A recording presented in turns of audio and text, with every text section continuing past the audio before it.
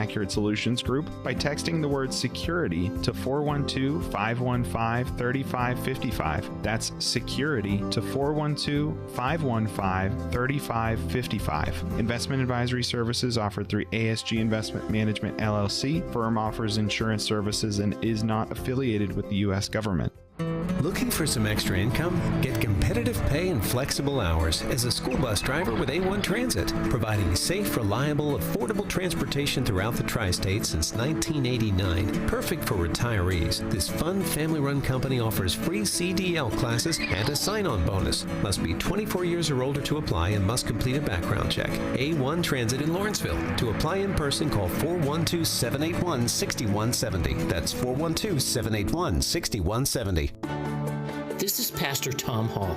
People are capable of such goodness. So what's wrong with us? Why are we at war with each other? Why are we so anxious? Well, this is the time of year when we look at ourselves through the eyes of faith in light of Jesus' great sacrifice for us. Join us at First Presbyterian Church of Pittsburgh, 326th Avenue, downtown, Sundays at 10:45, as we reflect on the wonder of the cross. Learn more at fpcp.org.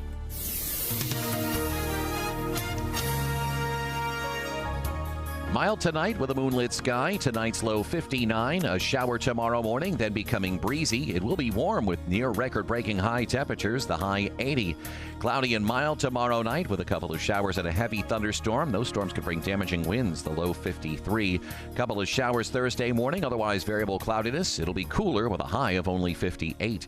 With your AccuWeather forecast, I'm Drew Shannon.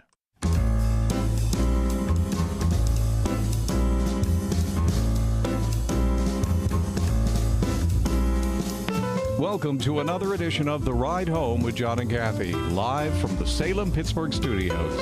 And now here are your hosts, John Hall and Kathy Emmons. Hey, good afternoon. Thanks for coming along today. A gorgeous day, absolutely fabulous day across western Pennsylvania, and tomorrow looks to be the same as well. Kath, thanks for coming along. Slow news day, isn't it? There's so much that we have planned for the next 2 hours. Mm-hmm. I can't imagine that we're going to be able to get it all in. Plus, it's International Carrot Day. Oh. And I want to make sure we cover that. Who doesn't love an International Carrot Day? You don't, because you don't like carrots. I'm not real big on carrots. I understand. If they were there, I would eat them, but, you know. There's not 2 days that go by when I don't eat carrots. Get out. That's how much Really? I love carrots. No and I kidding. love them in every form. I love them raw. I love them roasted. I love them, like, glazed. Bring that. I love them in soup. Carrot soup. I think that's good. With dill. How about even, there's carrot juice that you drink, like a V8 has carrot juice in it. I think that's all good. Really? No. International Carrot Day. So it's not just here locally. No. It's across the globe. Exactly. All right. Yeah, there's a lot coming up today. It's the anniversary of the assassination of Martin Luther King Jr. 1968. Yeah. I remember the day. Mm-hmm. We'll be talking about getting dressed for work and how you can do it, according to the Wall Street Journal, in 9 minutes or less, which is much less than I use.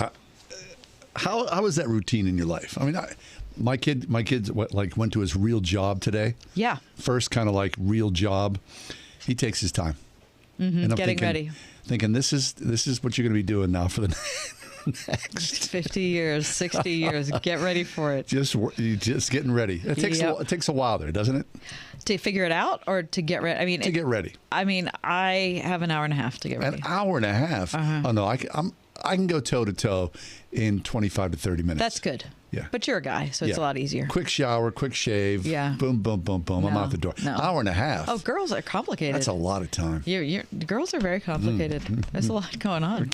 My wife, she performs miracles. Our church starts like 5 after 11. And the other day, she was in the shower at 10:45. Wow. And we got to church on time. What? I don't know. I said to her on the way, how do you stop time? Seriously. We were there on time. Literally, she was in the shower. I'll be out in a second. She did it. Wow. Yeah. Well, 3 cheers for her. That's impressive. Cheers indeed, yeah. Well, yeah, we'll talk about that. Also coming up on today's show, we're going to talk about connecting Bytes, B-Y-T-E-S, and Christian beliefs. So more conversation about faith and technology. We'll talk about the more information about the school shooting in Nashville and a little look forward into National Poetry Month. Oh, well, you have a poem for us today. Maybe. Do you? All right, okay. All right, without further ado, let's delve into the news because it's chock full. Kath, without further, the top 4 at 4.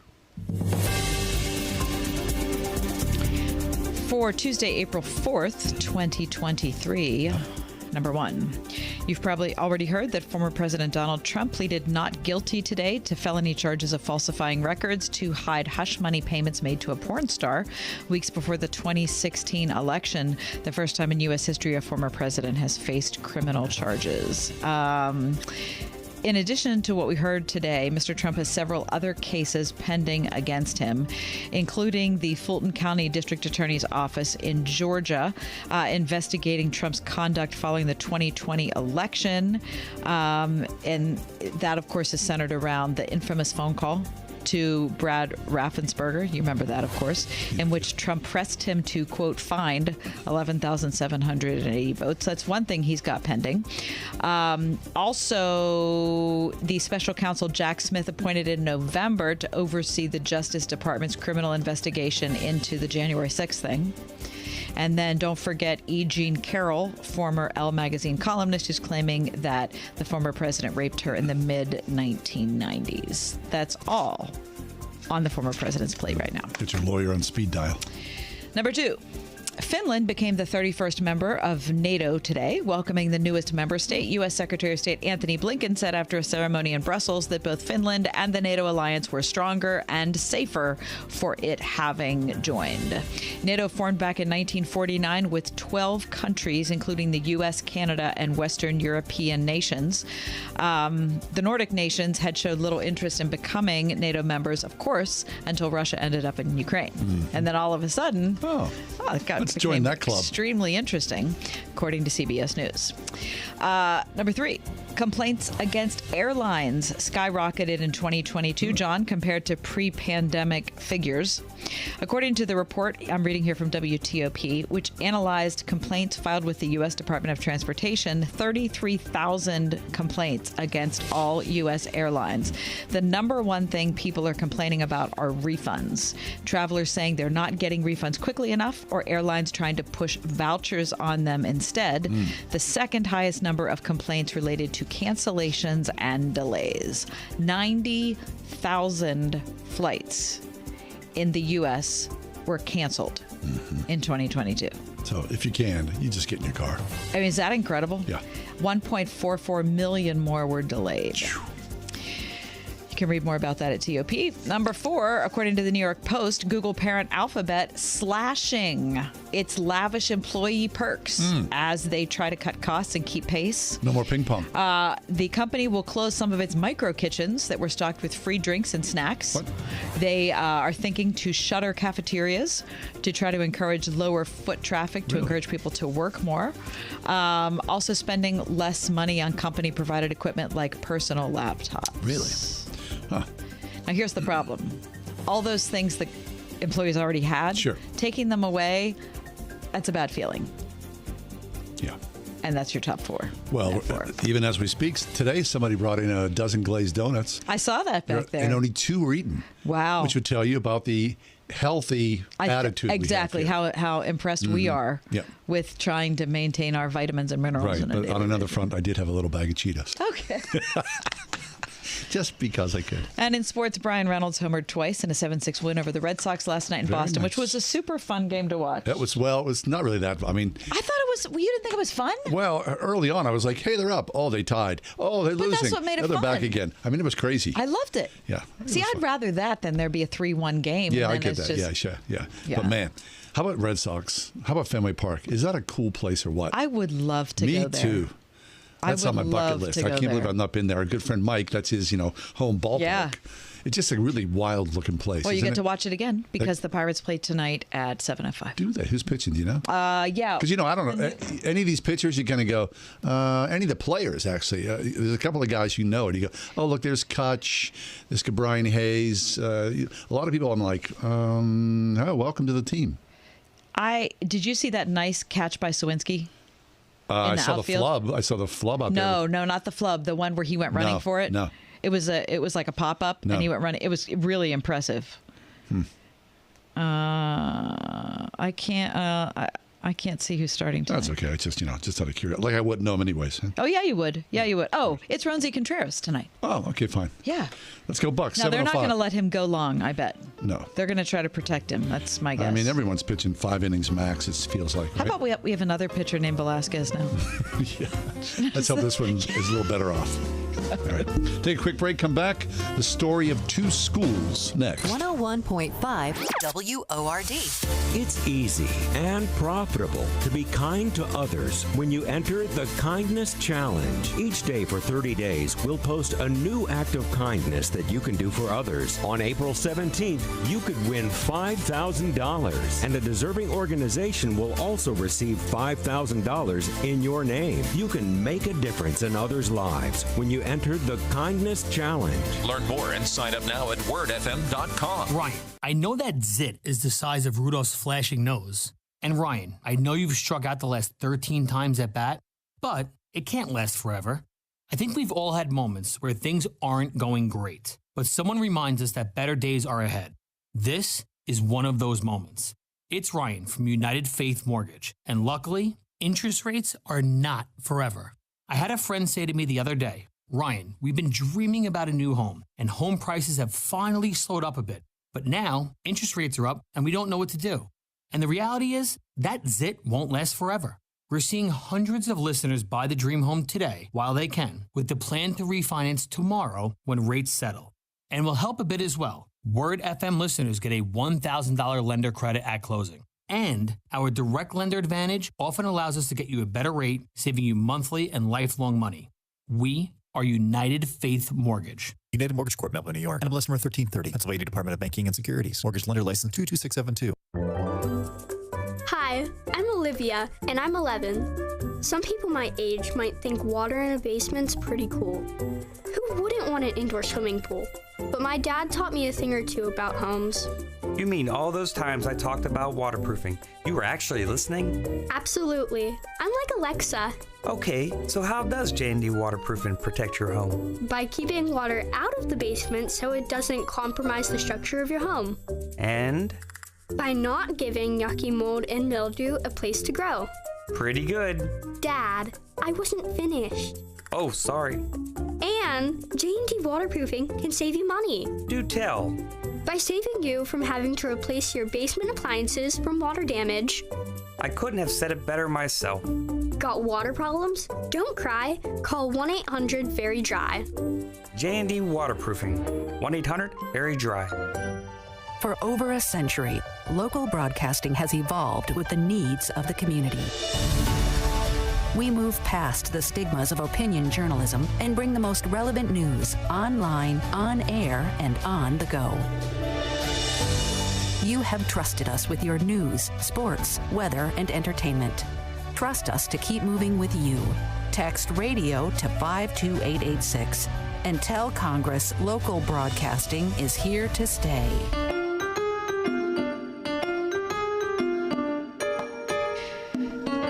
Sarah Eekhoff Zylstra back with us, senior writer and faith and work editor for the Gospel Coalition. Sarah is the co-author of Gospelbound, Living with Resolute Hope in an Anxious Age, also editor of Social Sanity, which I'd like to find in an Insta World. Sarah, welcome back. Thanks so much for having me. Yeah, it's our pleasure, Sarah. So you wrote 2 pieces, and I guess in some ways you could say that the 2 pieces are about schools, but a compare and contrast between these 2 schools, yes? I think so. The more I thought about them, the more they seemed similar to me. So talk to us about the school shooting that just happened here last week. I mean, we've been talking about this on the air, of course, and the loss of the 6 people who were killed, the 3 children, and that school particularly because it's a Christian school and a former student of the school has deep resonance within our community. You know, I covered their church service on Sunday, which I did via their live stream. Media were not invited to it, which was fine. But it was just such an interesting thing. It was 90 minutes long, and it was just it was heartbreaking but encouraging at the same time. The first thing that their speaker said to them was, some things are different today, but some things are the same. And I think that was the theme they pulled through the whole service. A lot was different. They were meeting in a different space. They couldn't meet in their church because, as you know, the school is in the church, and so that's closed down for now. They were meeting at night because the church they were meeting in, they're basically now a church plant, right? Because the church they were meeting in had its own services in the morning. And then there had been a funeral there for one of the 9-year-old kids that afternoon, and so they were meeting after that. It was just a profound time. Their pastor talked about the road to Emmaus, or road to Emmaus from Jerusalem. Think about those two guys walking there after they knew Jesus was killed and didn't know yet he was resurrected, and that darkness and sadness. And he's like, that's kind of what it feels like where we are right now. But remember, Jesus was walking with them, and they just kept coming back over and over to, like, God is sovereign, and this is not the end of the story. And so it was interesting to see how much their faith was buoyed them up, how firm it was. And I think it's always encouraging when you're looking at really, really dark situations. And I constantly think somebody's going to, fall away from the faith. How could you hang on after this? And always it's like their fingers are gripping in even tighter. Sarah, I'm so glad that you were there so you can tell us what it was like. At the same time, did you feel like you were like an interloper, like kind of being in a sacred space of people who were grieving personally? Tell me how you responded to that personally. So that's a great question. So I wasn't there personally. I was watching it over the live stream. I felt like I had a little bit of a distance that way. So I didn't feel like I was getting in their space. They had so many people, though. They had not only their own church, but the Covenant schools, families and staff joined them. So did a lot of the first responders from last week. Yeah. And then so did a lot of family and friends of the victims or a family who had come in from out of town. And so the whole place was packed out. And one thing that they really held on to, what I thought was interesting, first of all, was the scripture. They just really held on to scripture over and over. I lost track of how many scriptures they read. And another thing was songs. I also lost track of songs. I think they had over 12 songs in the service. Wow. Some instrumental, some they were singing, but a lot of old hymns, just like the stuff that kind of that old, robust, rich theology that you would hold on to in your suffering. Interesting. So, Sarah, here we are in the city of Pittsburgh, and of course, the Tree of Life Synagogue mass murder was a little over 4.5 years ago, and so that's right here in the heart of the city. It's in a residential neighborhood, but I mean, people walk by it, cars drive by it every day. The synagogue, even still, after some 4 years, is closed, and so as I walk by it or as I drive by it, I look at that synagogue, and I would imagine the church as well that you talked about as part of this school, that something so heinous, a mass murder happens, children are murdered, people are murdered there. The site takes on, at least from my perspective, a measure of holiness. There is a sacredness about it because of what happened there. Can you talk about that? I mean, I would imagine what's happened here with the Tree of Life. I mean, the perpetrator has yet to come to trial. Justice is moving very, very slowly. But the people in the school and in the church that you're talking about, they will not be back in that building anytime soon. I think you're right. I mean, it kind of, as you're talking, it reminds me even of like concentration camps in Europe, right? There's something that's so holy about a place that you almost, what else can you do with it besides leave it as a memorial, right, of the horror that can be done? And you think about that even with the Israelites building like the stones one upon another and like remember. And I feel like this is kind of a physical way to remember. But yeah, I don't know. Do you know, did that congregation just move to a different building? They have splintered because there were several congregations within that building.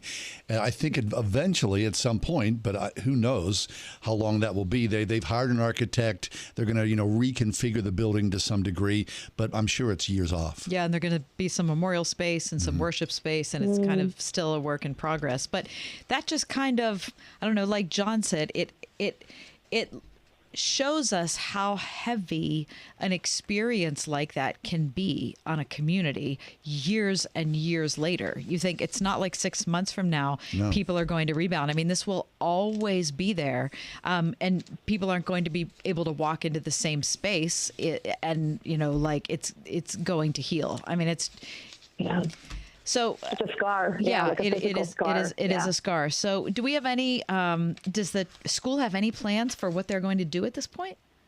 Well, that's an excellent question. I wish I knew the answer to that. I don't. I mean, we are only in April, so you would imagine they would have some school left to go. I don't know if they're going to try to go online or if they're just going to write off the I would almost write off the rest of the school year and just be like, hey, what could you possibly, how could you go back to your math vax? No, you couldn't. Right. You'd have to start over. Yeah. So, Sarah, let's talk about your second school that you wrote about. I mean, the Field School, right? A very interesting place. Tell us about this. Yes. So I'm going to so what made me think about this is the next school that I wrote about actually put up these two stories on the exact same day, just by matter of providential coincidence. But the second school is a school that just opened this fall in Kenosha, Wisconsin. And maybe you remember Kenosha from 2020. There was a police shooting there and then a whole bunch of race riots, and Kyle Rittenhouse, in the course of those riots, shot and killed 2 men. So it's a more impoverished city, and it just has been, talk about scars, right? And the rebuilding that has to happen after your city burns. Well, when that was burning, that police shooting took place about a mile from the house of a young guy named Justin Denny, and he was a would-be church planter. He was living in that neighborhood. He'd been sent from a church that was, I don't know, maybe 20 miles away or so, and they had sent him in there and said, we want you to, this is the neighborhood that we have been working with. We've got this after-school program. We see the needs here. Let's start a church here. And so he had been living and working there. But and then he's like, I was in this school, and then the whole thing falls apart. It's just the whole city's on fire, and he was so distraught. And one of his friends sent him an article, actually a Gospel Coalition article, about John Piper's neighborhood, which had experienced the same thing after George Floyd. I don't know if you know a lot about John Piper's neighborhood. He lives in an impoverished neighborhood in Minneapolis. He's been there for 40 years, and his neighborhood was right next to the George Floyd, and all that started on fire. So we had written about his neighborhood, and one of his friends sent him that article of like, hey, here's a church that has been faithfully ministering for 40 years in a neighborhood that looks a lot like yours. And look, theirs started on fire too, and they're still going, and be encouraged, friend. And so Justin read this article. He said he cried through it, and what caught him was not John Piper's church, but the school. So about 20 years ago, a guy named Russ Gregg, who went to John Piper's church, started a school called Hope Academy, and it was a classical Christian school for those inner city kids. And it has since totally blossomed and grown. I think they have like 700 kids. Wow. They don't have a voucher system in Minneapolis, and so he raises funds for their tuition, so their parents pay like a minimal rate, and then he raises the rest of it off of donations. And he has been like transforming his neighborhood that way. Well, when Justin saw that, he was thinking, hey, I've been working with these kids, and here's what I noticed about my neighborhood. One, we don't really need another church here because I've found these historic African-American churches that are preaching the gospel. But what I'm seeing is a lot of broken families, and I'm seeing that the public school system in this neighborhood is broken, severely broken.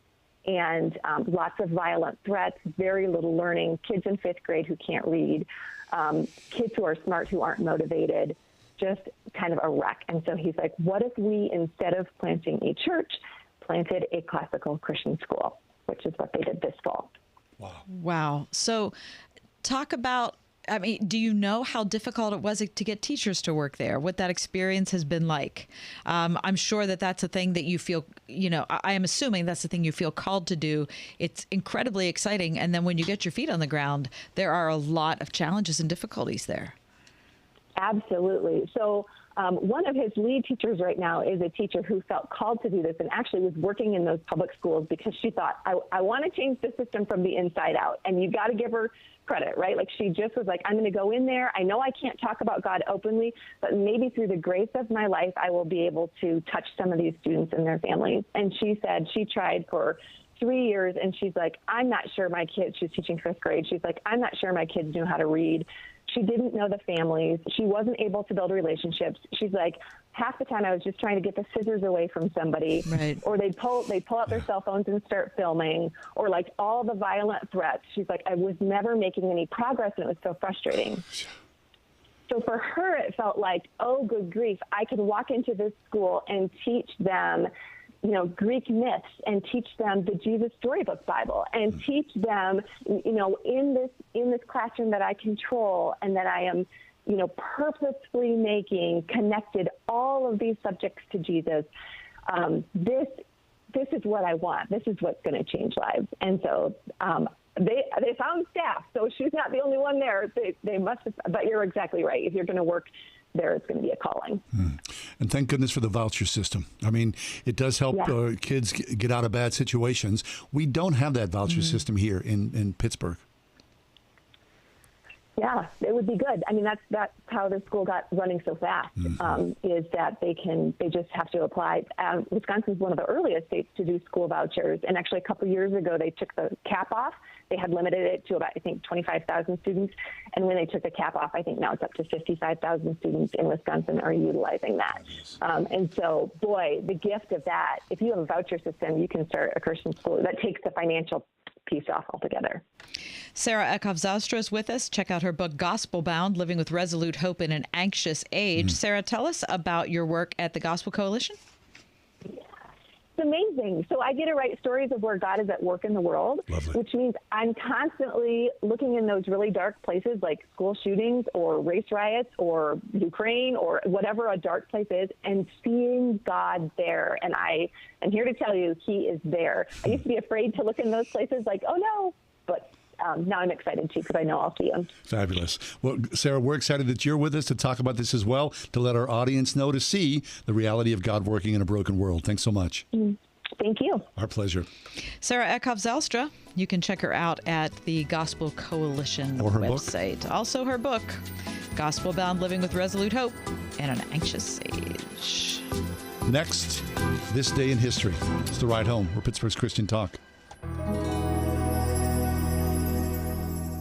This is Kathy Emmons. John and I are grateful for the encouragement we have from all of our advertisers, and especially our friends at Grove City College. Thanks to everyone at Grove City for supporting The Ride Home. If you have unfiled taxes or are in debt to the IRS, this is important news. The IRS just rolled out a new program to help struggling taxpayers more easily resolve their tax problems. It's called the Taxpayer Relief Initiative, and it opens up powerful new options for people looking to get back on the right track with the IRS. And no one knows this program like the professionals at Optima Tax Relief, America's most trusted tax resolution company. They've resolved over $1 billion in tax debt for their clients and have the expertise and experience to help you. One easy call to Optima can start the process, helping to put an end to your worries of wage garnishment, asset seizure, and other aggressive IRS actions. Make today the beginning of your fresh start with the IRS. Call the experts at Optima Tax Relief now for your free confidential consultation. Call 800-965-1433. 800-965-1433. 800-965-1433.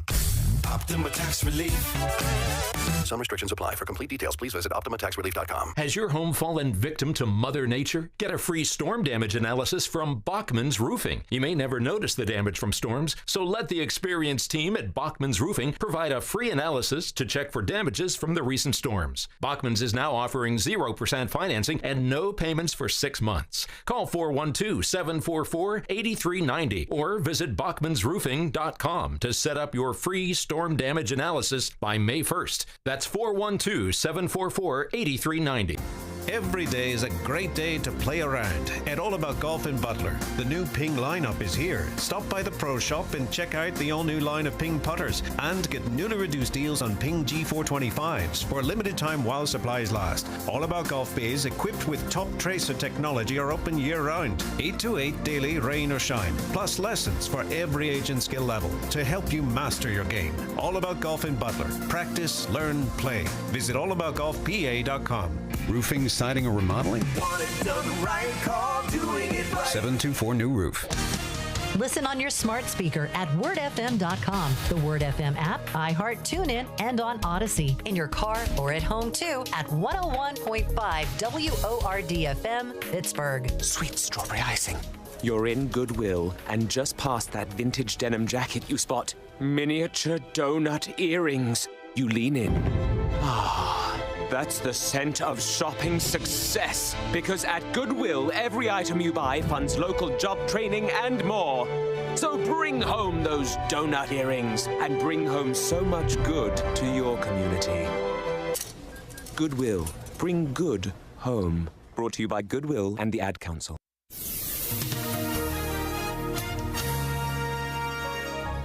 Mild tonight with a moonlit sky. Tonight's low 59. A shower tomorrow morning, then becoming breezy. It will be warm with near record-breaking high temperatures, the high 80. Cloudy and mild tomorrow night with a couple of showers and a heavy thunderstorm. Those storms could bring damaging winds, the low 53. Couple of showers Thursday morning, otherwise variable cloudiness. It'll be cooler with a high of only 58. With your AccuWeather forecast, I'm Drew Shannon.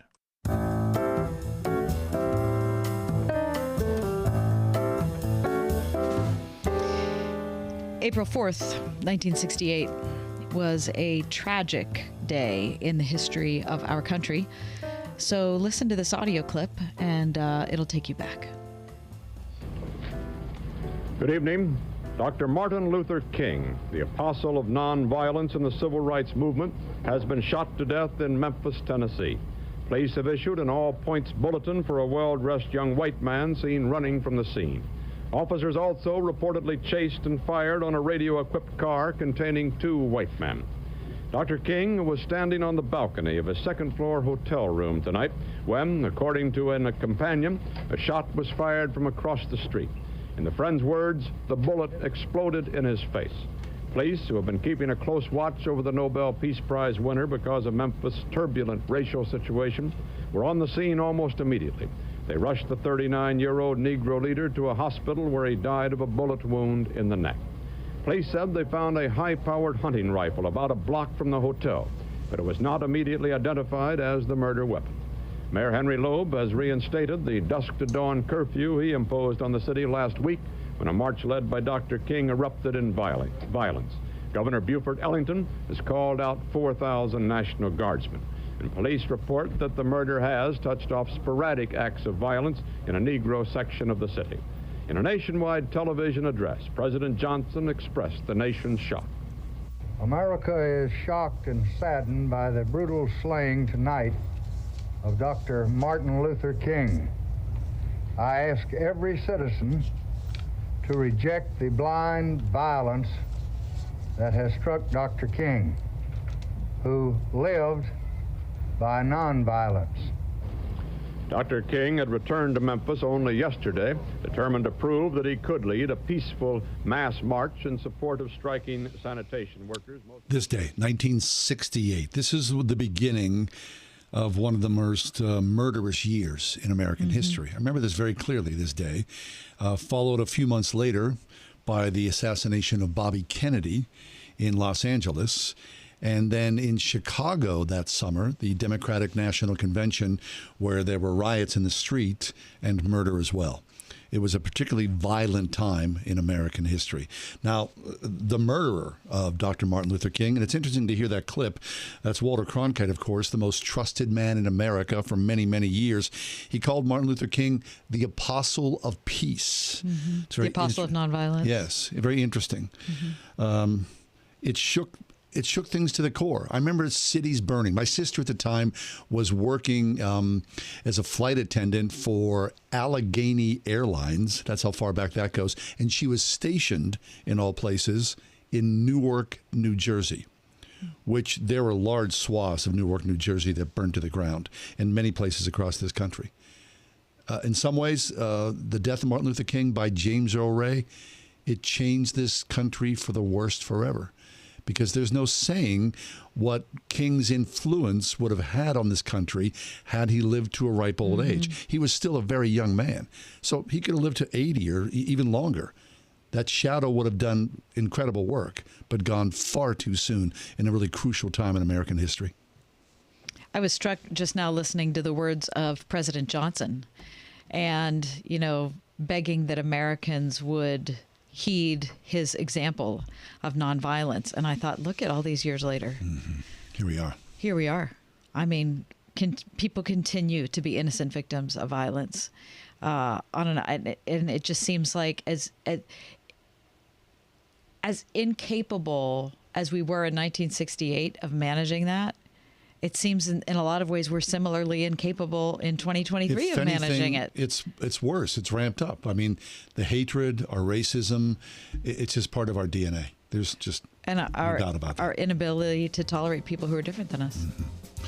So on this date, a very sad History Day, April 4th, 1968. We'll take a quick break. Come back. We're going to talk about Bytes and Christian beliefs.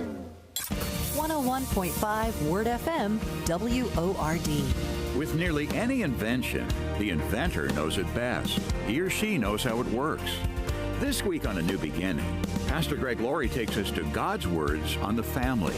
The family was his idea, and he has a good idea how it works best. Join us this week on A New Beginning with Pastor Greg Laurie. A New Beginning with Greg Laurie, weekday mornings at 10:30 on WORD. Hi, it's me, Marcia, at the Spring House.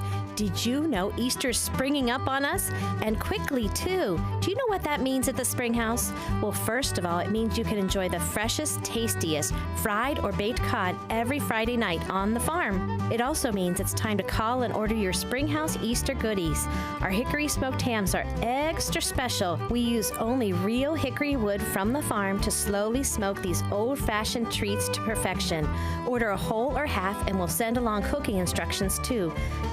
How about Spring House scalloped potatoes and homemade applesauce to go with that ham? Finish off your meal with a from-scratch Spring House coconut cream pie or custard pie or a chocolate log cake. Oh, and you can even decorate your table with our adorable bunny breads and eat them, too. Easter also means our annual Spring House Easter egg hunt and Palm Sunday feast. Check us out at springhousemarket.com for all the details. Celebrate this most joyous holiday at the Spring House in 84, Pennsylvania. Hi, my name is Ryan Bourne. And I'm Danica Bourne. And we're the owners of South Coast Tax. We would like to thank our Lord for protecting us from evil. Psalm 91 states, "He is my refuge and my fortress, for he will rescue us from every trap and protect us from deadly disease." South Coast Tax are Christian-based tax accountants and attorneys who specialize in releasing bank levies, wage garnishments, and filing complex tax returns. We are the leaders in acceptance of offers and compromise with awesome results. We are also a small firm who will treat you like family and not just a number. Call us today at 1-800-TAX-1176 for a free consultation, and we'll take the time to explain all of the programs that you qualify for in order to allow you a fresh start. In John 8:36, so if the Son sets you free, you will be free indeed. And one way we can achieve that is by being debt-free. So let us help you today. Call us at 1-800-TAX-1176, and together we can help achieve this goal by putting the IRS tax debt behind you for good. Again, that number is 1-800-TAX-1176. Brr, I'm cold. You know why you're cold? Because we need to replace our windows. It's going to be expensive. Well, we lose money every time the wind blows. I don't want to deal with a high-pressure salesperson. Well, our neighbors used Energy Swing windows and doors, and they love them. Oh, they have over 500 five-star reviews. The Energy Swing is a complete lifetime warranty for a peace of mind guarantee. So if we replace the windows and doors with them, we'll never have to do it again. I'll make an appointment today at EnergySwingWindows.com.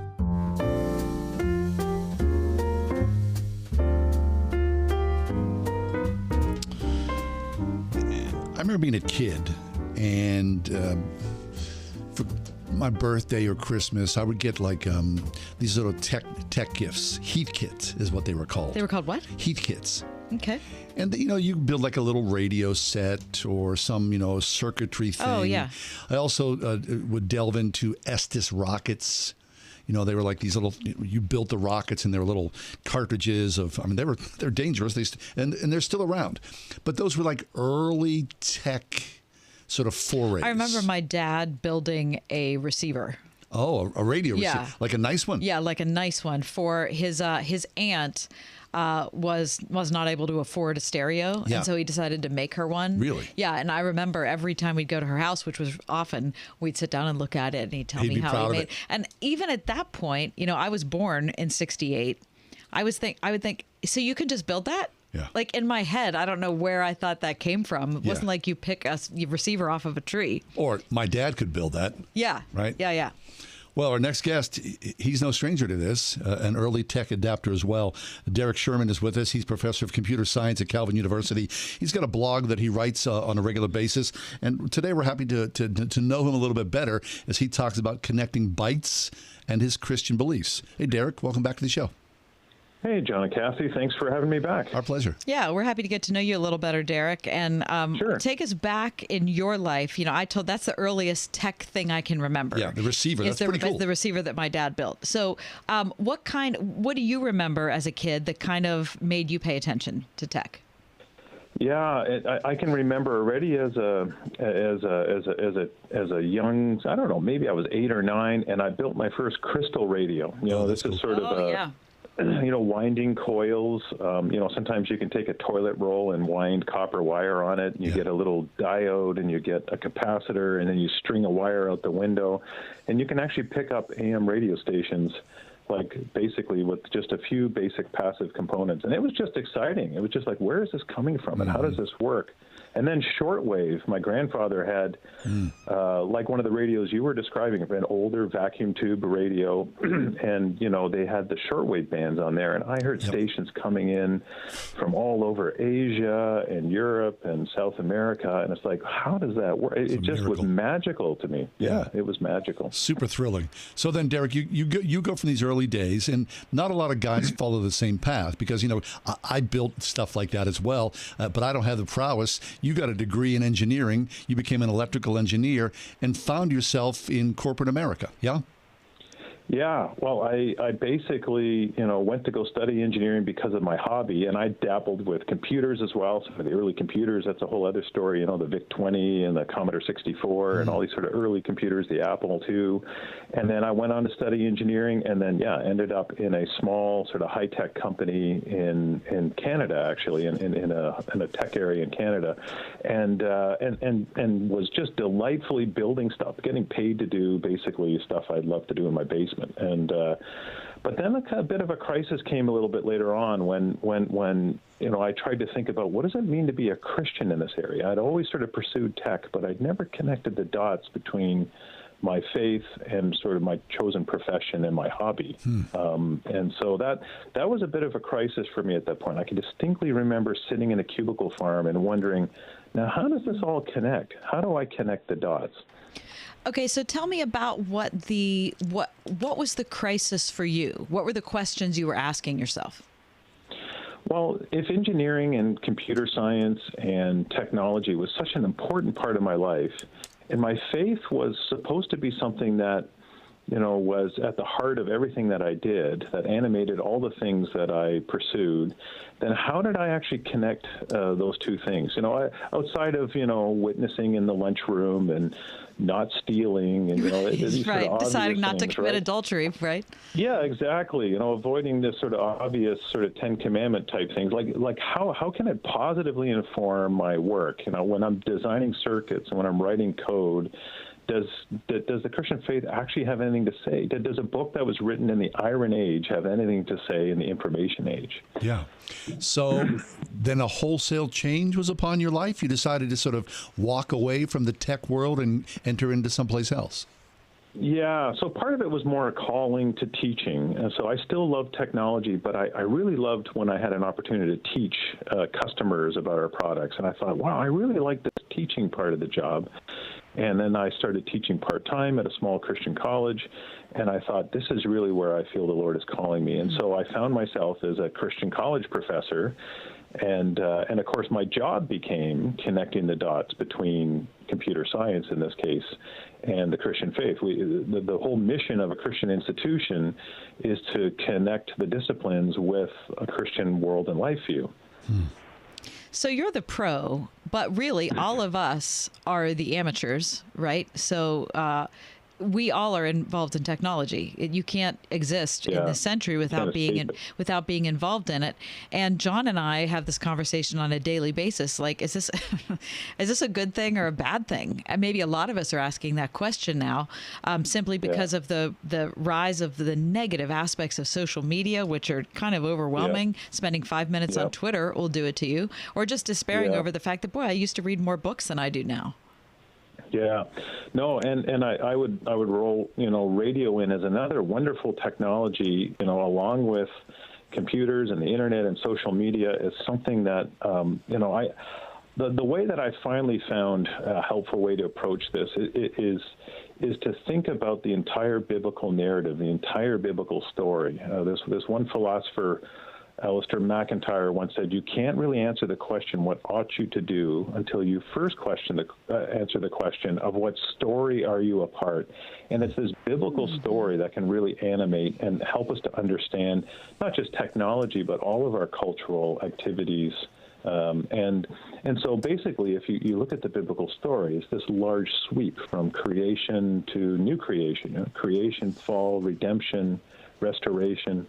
And that story really can animate how you see your work. Creation tells us about a wonderful world that God created full of the latent potentials of, technology, cuisine and music and all these other sorts of things. And he basically told us to unfold it, unfold it in responsible ways and uncover all the possibilities in creation. Wow. And then, of course, somewhere near the beginning, sin came into the world, and that has distorted and perverted everything that we do. And then Christ's redemption, the redemption story in the Bible, points away towards being shaped into people who, basically recover that creation calling, right, to share the gospel, but also to uncover the things in the world in a way that honors and glorifies God. So, Derek, there you are now as a teacher in higher education in a Christian university. But if you could circle back to that lunchroom where you were working in tech, obviously you're a different guy, but you're the same guy, but you've learned how to communicate effectively here.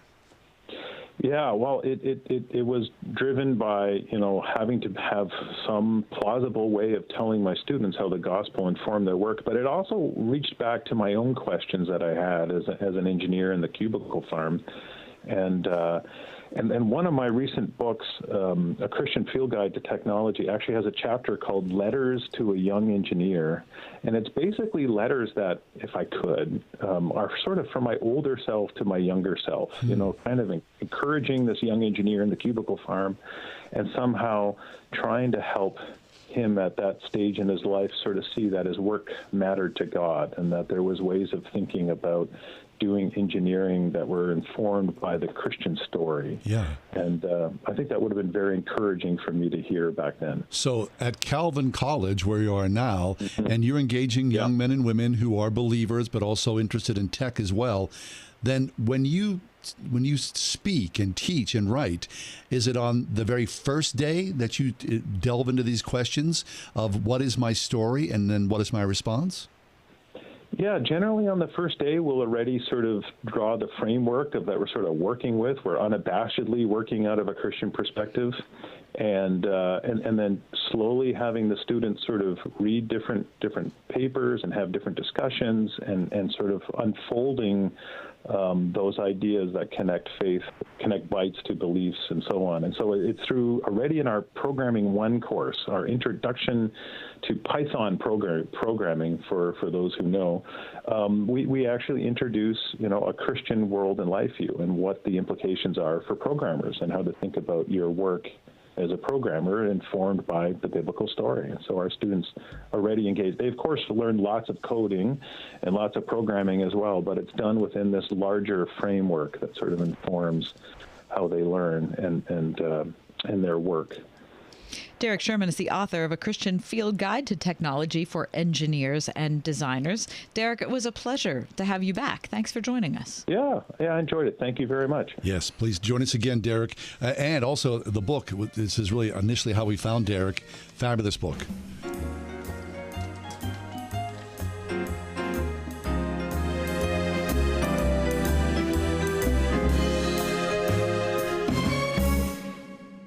Doing it right, roofing, siding, remodeling, specializing in roof replacements for churches and places of worship for nearly 40 years. For the church roof replacement specialists in Pittsburgh and the surrounding area, call 724-NEW-ROOF today for a free quote.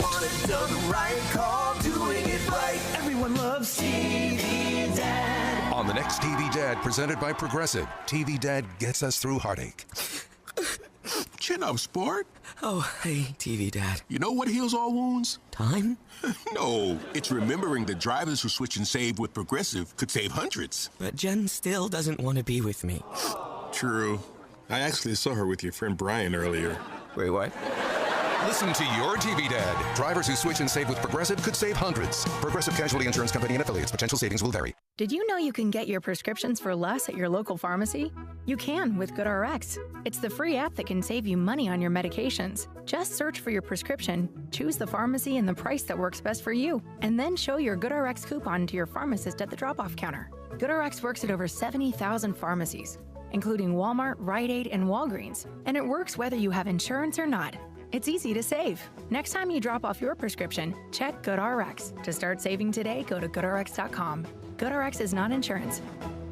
Tens of thousands affected by the toxic water at Camp Lejeune are left with death, cancer, Parkinson's, dementia, birth defects, and other serious illnesses. And along with the harm, so many worries. My family drank the Camp Lejeune water. What if our health gets worse and we need more financial help? How do I protect my VA benefits and get the compensation I deserve and need? The answer is simple. Call James Harris Law, the experienced, trusted law firm that can get you significant compensation while protecting all your VA benefits. We're already fighting for hundreds of Marines, families, and civilians who drank Camp Lejeune water. But if you miss the deadline, you could forever lose your right to the justice you deserve. So call our Camp Lejeune legal helpline now. Now may be your last chance to receive full compensation. Don't delay. Call 800-299-7878. That's 800-299-7878. 800-299-7878. Rhema Christian School is enrolling now. Rhema is a private school in Moon Township serving children in preschool through 8th grade. Recognized for its commitment to a biblically integrated curriculum that nurtures a Christian worldview and academic excellence, Rhema aims to develop the whole child, spiritually, physically, mentally, emotionally, and socially. Rhema is a true community of families who desire to raise up the next generation of godly leaders, also offering programs for homeschool families. For tuition and enrollment information, visit rhemachristianschool.org. Roofing, siding, or remodeling? Want it done right, call doing it right. 724 New Roof. You have house plans? For the first time since my house renovation was completed, I have enough sun in my house for house plants. Excellent. Prior to that, my house was too dark. Good. Now I am loving my plants. Very nice.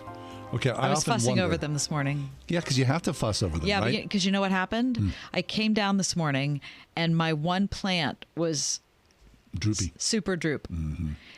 Which meant it was very thirsty, and I should have watered it yesterday or the day before. Right. Well, if you would have had super hearing, perhaps you would have heard that plant crying out for help. Here's the story. Is this going to make me feel worse about who I am? No, I don't think so, no.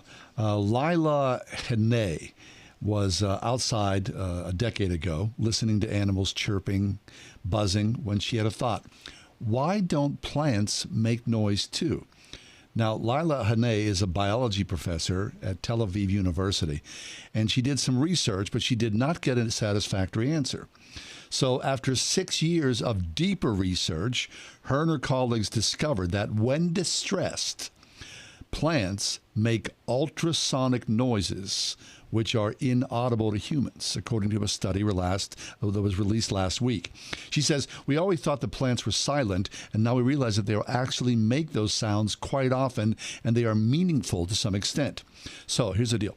The researchers placed plants in soundproofed boxes in a quiet room. They sat 2 ultrasonic microphones nearby. They studied tomato, tobacco, cactus, corn, wheat, and other plants in varying conditions. Some had cut stems, some had not been watered for days, and others were untouched. The result? The microphone picked up sounds at frequencies between 40 and 80 kilohertz, far above what the human ear can detect. The noises were similar to popcorn kernels popping, the researchers found. Distressed plants generated dozens of sounds every hour. Come on. And sometimes roughly one every minute, the team found. Undamaged plants made less than one sound an hour. She says, we're happy and surprised. It took us some time to really believe that these were sounds. Researchers said the noises are the sounds of popping air bubbles, which plants produce in their systems, a tissue that moves water. Plants often lose air bubbles as their water intake decreases. The rhythms produced depend upon the plant and its conditions. For example, a dehydrated wheat plant makes more frequent and louder noises than a grapevine that had been cut. But researchers found that dehydrated plants generated more sounds as their conditions worsened. Wait a minute. So what does ultrasonic mean? Super high frequency, Okay, like a dog. Or, okay. You know what I mean? A dog's hearing. Okay, so can my cats hear the cries of my plants? I didn't think about that. Maybe they can. Yeah. So, is my cat like, boy, mom is dumb. Take care of the plant. Take care of the plant. Would you water it, please? Right? Maybe whenever you come down, sometimes like you come downstairs and your cat has knocked over a plant. Yes. Maybe they're trying to help.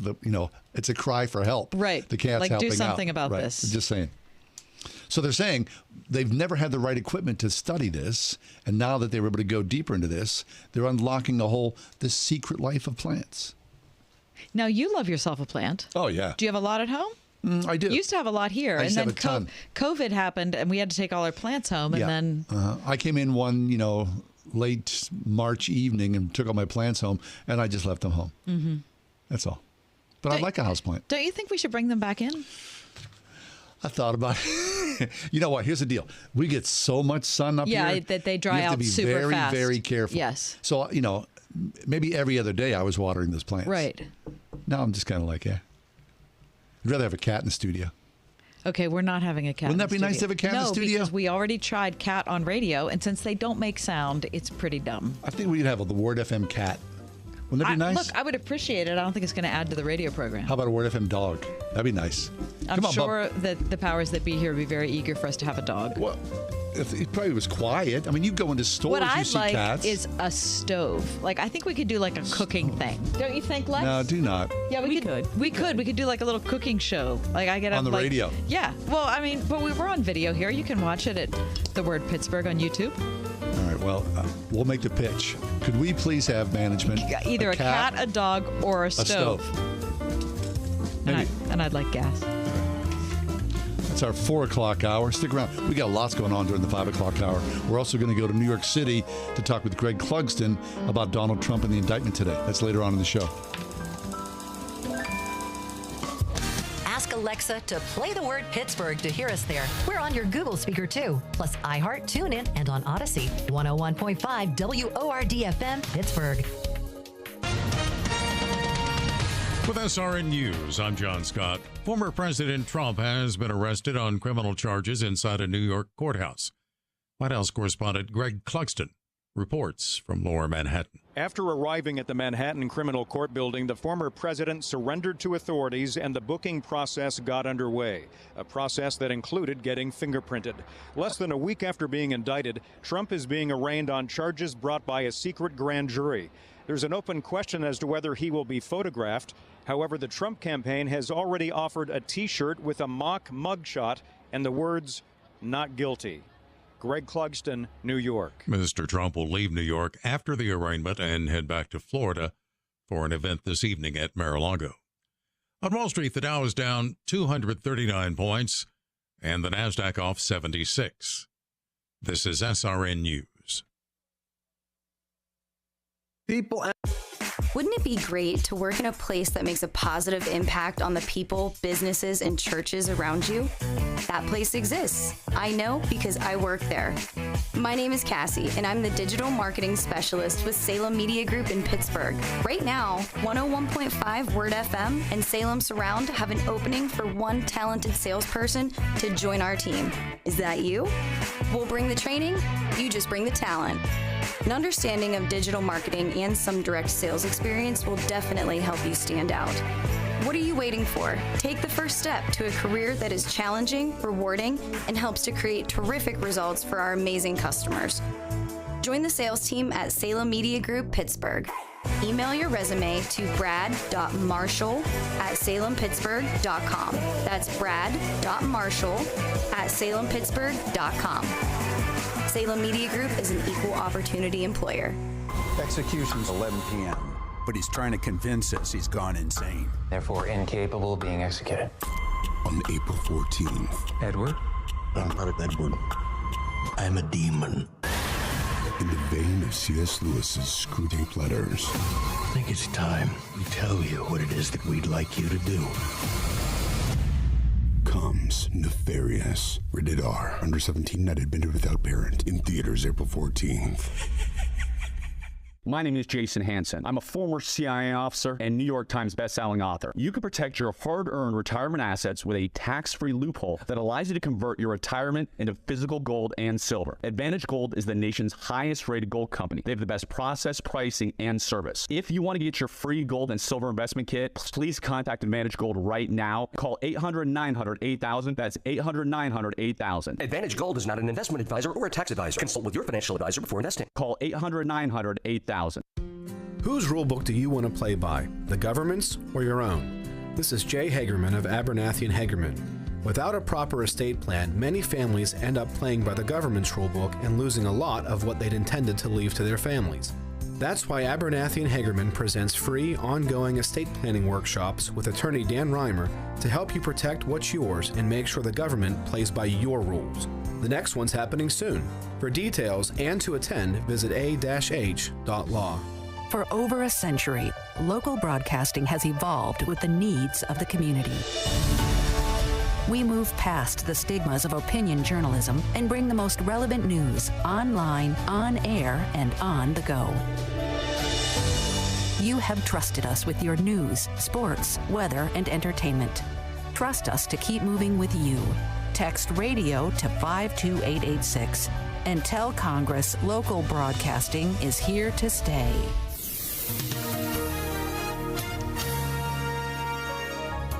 Mild tonight with a moonlit sky. Tonight's low 59. A shower tomorrow morning, then becoming breezy. It will be warm with near record-breaking high temperatures, the high 80. Cloudy and mild tomorrow night with a couple of showers and a heavy thunderstorm. Those storms could bring damaging winds, the low 53. Couple of showers Thursday morning, otherwise variable cloudiness. It'll be cooler with a high of only 58. With your AccuWeather forecast, I'm Drew Shannon.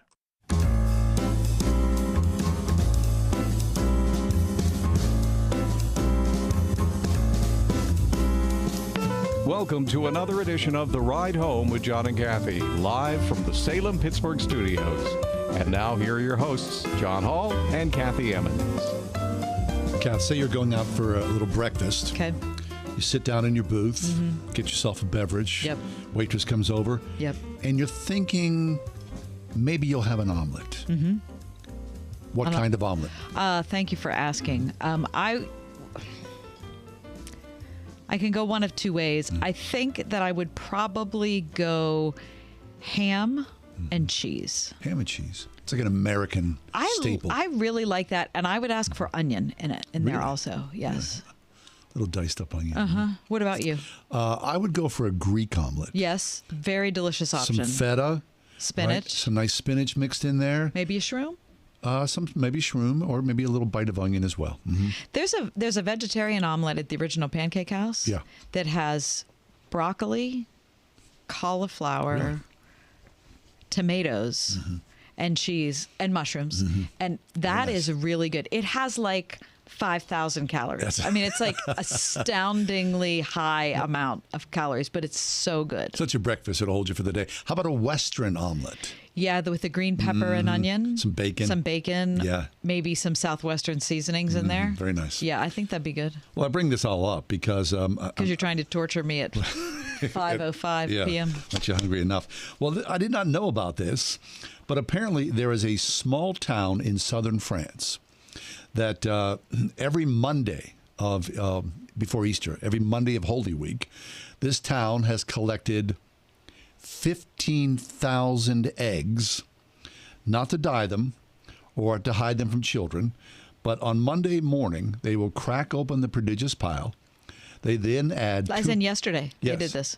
2 pounds of salt, a pound of pepper, a bucket of herbs. and they whip it all up in massive pots. And then there's another team sporting chef's hats. They plop a dozen gallons of duck fat into a 13-foot wide frying pan that weighs more than a ton, wielding huge wooden paddles, and then they create a humongous omelet. They've been doing this for some 50-plus years. They're known as the World Brotherhood of the Knights of the Giant Omelet.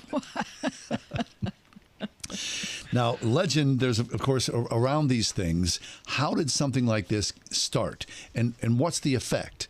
Now, this town does this. They make this gigantic omelet, and then when it's cooked, which takes, you would imagine, would take some time, they distribute the omelet for free to anyone who wants a big piece of omelet.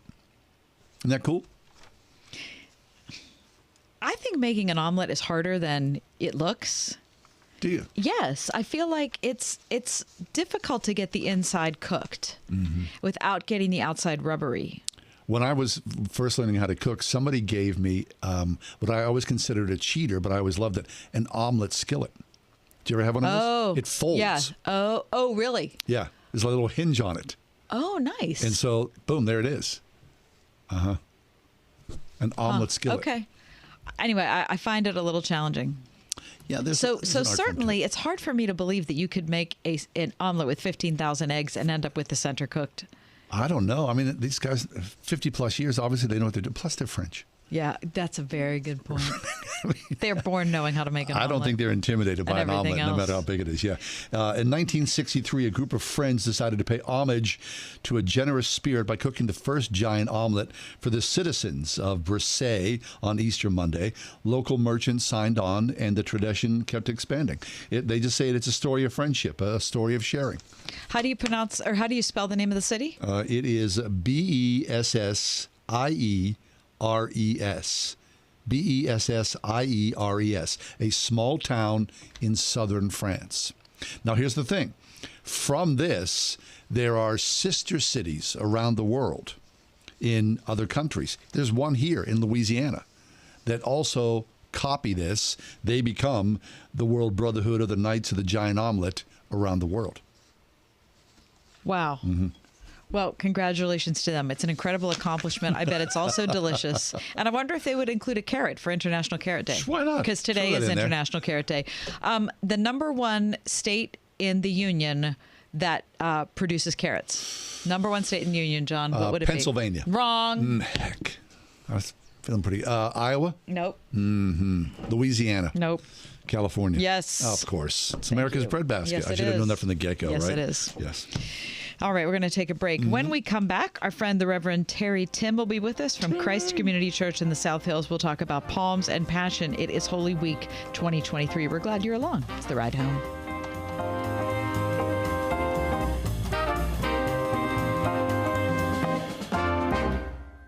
.5 WORD. Based on the book by Colin Smith, Heaven, How I Got Here is the story of the thief on the cross. This is it. This is the day I die. Told in his own words, the thief looks back from heaven on the day that changed his eternity. Jesus, I said, remember me when you come into your kingdom. Don't miss Heaven, How I Got Here. Prepare for Easter weekend with Bible teacher Colin Smith tomorrow at 2 on 101.5 Word FM. Oil investments involve a high degree of risk and actual results may vary. Oil and natural gas keep going up as the Russia conflict escalates. Get in on the next major oil boom now and help the U.S. with your patriotic investment that can potentially pay you monthly income for up to 20 or more years. That's the sound of a producing oil well and the sound of a smart investment. If you're an SEC accredited investor and have at least $25,000 liquid now, you can take advantage of Encore Energy's projects and a huge tax savings for this year. If you invest in oil and natural gas, you're allowed to write off nearly 100% of your investment in the first year. Goldman Sachs is projecting oil to go up to $100 a barrel, and natural gas is the fuel of the future and trading at record prices. Call 800-287-6691. Encore Energy is a major investor and experienced operator in its core area of operations. Call now and learn how to deduct 100% of your investment and create 20 or more years of potential monthly income. Call 800-287-6691. That's 800-287-6691.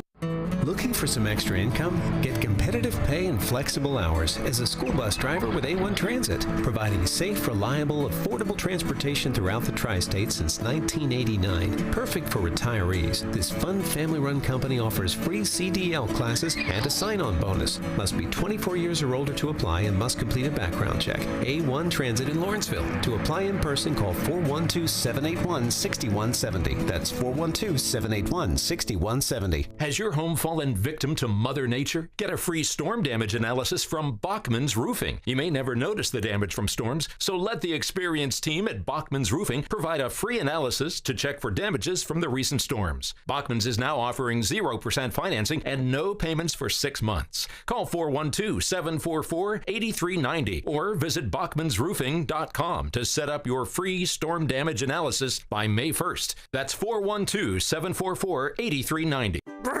I'm cold. Well, you know why you're cold? Because we need to replace our windows. It's going to be expensive. Well, we lose money every time the wind blows. I don't want to deal with a high-pressure salesperson. Well, our neighbors used Energy Swing windows and doors, and they loved them. Oh, they have over 500 five-star reviews. The Energy Swing is a complete lifetime warranty for a peace of mind guarantee. So if we replace the windows and doors with them, we'll never have to do it again. I'll make an appointment today at EnergySwingWindows.com.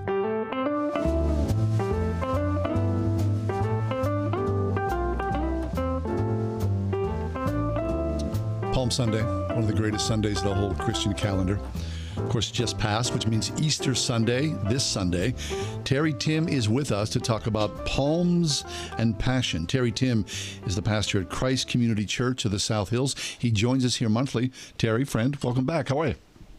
Great to see you, John and you as Kathy. Well. Yeah, very How nice. are you guys doing today?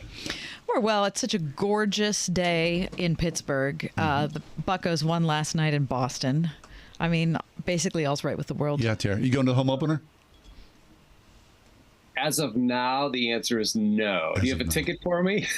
He has a ticket for himself. I have a ticket. I have a ticket. I've got a kid out there at Penn State who's saying he is going to show up, so we'll see. Yeah, it's in flux. I just remember a couple of years ago going to opening day and it snowed. Yeah. It was just miserable. It was awful. Yeah, it's funny because tomorrow's going to be 84 degrees and Friday is the high's 52, I think. Yeah, this is going to be cold. It's okay. It's a shame. Still baseball. Anyway, okay, so let's get off the baseball talk and get on to the conversation about Holy Week.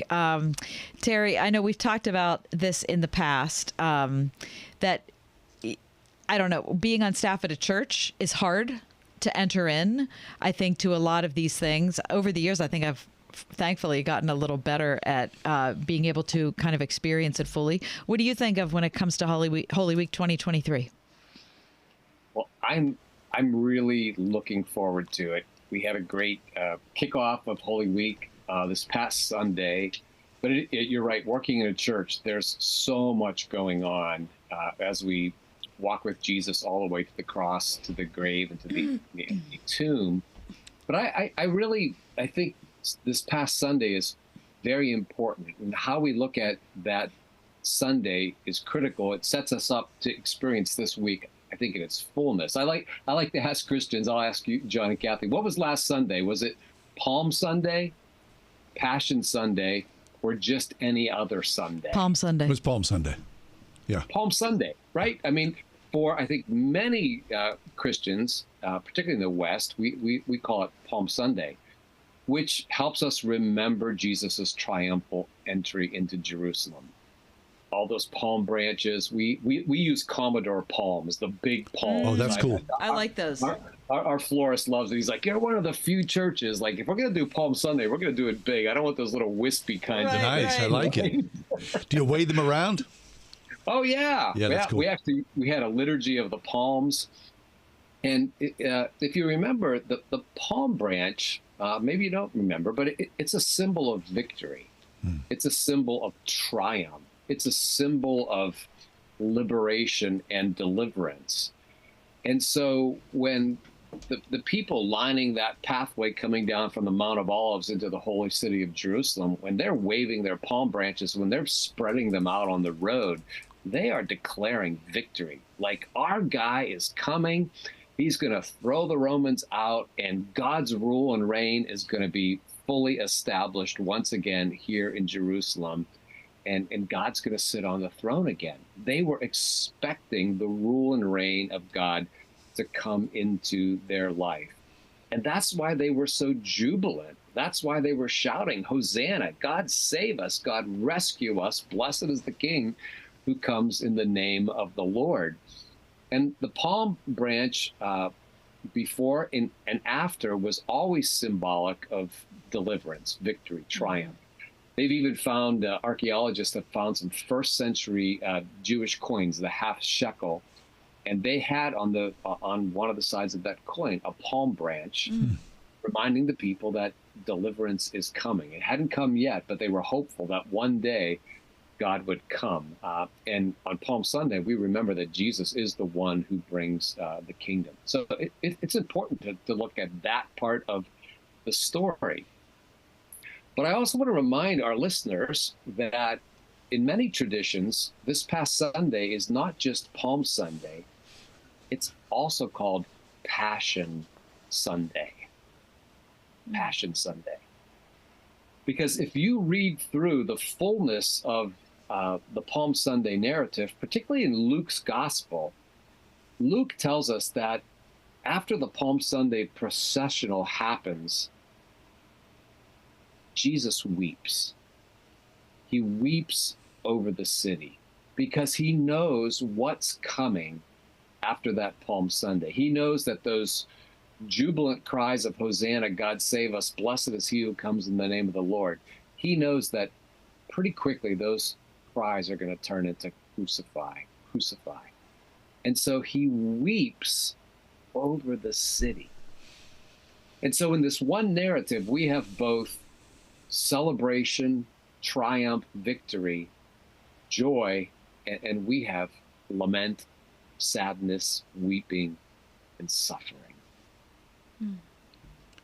The crazy thing about Palm Sunday, of course, we already know. Now, those people who are lining the roadway as Jesus rides in with a donkey and they were waving their palms, they didn't know what was to happen in just a few days. And I think, when you really get into it, a minute of joy followed by the crush of murder, of crucifixion, of the scourge of the crown of thorns, of my Lord and my God, of people turning away from him, denying his existence or their relationship with him. I mean, talk about falling off a cliff, Terry. It happened super quickly. It did. And imagine, the depth of emotion that Jesus experienced, even in those moments. He knows what's going to happen. And how quickly the crowd, the fickleness of the people in Jerusalem, they're going to change. And so he's heartbroken. He's weeping even probably in the midst of them shouting Hosanna. He's crying, and they're not tears of joy. They're tears of sadness because he knows what's coming. Even in Jerusalem, if you go to Jerusalem on the Mount of Olives, there's a church that's actually called Dominus Flevit, which is Latin for Our Lord Wept. And it's this reminder of the passion, the sacrificial love and nature of Jesus, that he is a God who weeps with God's people. And he is willing to go the full measure for the salvation of the world, the forgiveness of your sins and mine. And I do think quite often, we, particularly as Western Christians, we love the victory, we love the celebration, but we're not so keen on the suffering part of the Jesus story. It's for sure. And that's why I like to ask people, was it just any other Sunday? Was it Palm Sunday? Or did you lean into the passion of Jesus that we know comes to its fullness on Friday, but it actually begins on that Palm Sunday, which becomes Passion Sunday. Terry Timm is with us, Christ Community Church of the South Hills. Terry, I was kind of meditating on this before last Sunday's service, thinking about the juxtaposition of the people bringing the palm branches, as you said, victory, often, thrown before a king, before a military escapade. Or maybe escapade is the wrong word. That kind of makes it seem lighthearted, but some kind of military plan or program would begin. And yet Jesus choosing to climb on a donkey, according to the prophecy, right? The gentle and humble animal, not on a mighty steed, going into Jerusalem with all the palms. Can you talk about that and what that means for us? One of the things I love about Jesus is he knew the power of symbol and image and metaphor. Right? I mean, all through Jesus's ministry, he would teach people about the kingdom of God through simple everyday things: coins, fish, nets, bread, yeast. I mean, Jesus would always bring it down to a level where people could understand what he was talking about. And even in this time when he really does declare, anybody that had eyes to see and ears to hear and a heart to respond, he was telling people exactly who he was. Because all the good Hebrews, they would have known that prophecy from Zechariah chapter 9. The king is going to come lowly, in humility, riding on a colt. Every other political military leader, as you said, Kath, is going to come in blazing, right? If I'm king, I'm coming in on a white horse. I'm not going to get on the back of a donkey. But Jesus postures himself in fulfillment of the prophecy, and he's saying, I am bringing the kingdom, but it's coming in a way that you did not expect it. The kingdom of God comes to those who are meek, who are lowly, who are willing to submit themselves to the rule and reign of God. And that's what Jesus was doing. He surrendered his will to the will of the Father. He was showing what humility is all about. And I think it's an important message, again, in an age of where we celebrate triumph and victory and power and might. Jesus brings the kingdom in a different way because he is a different kind of kingdom.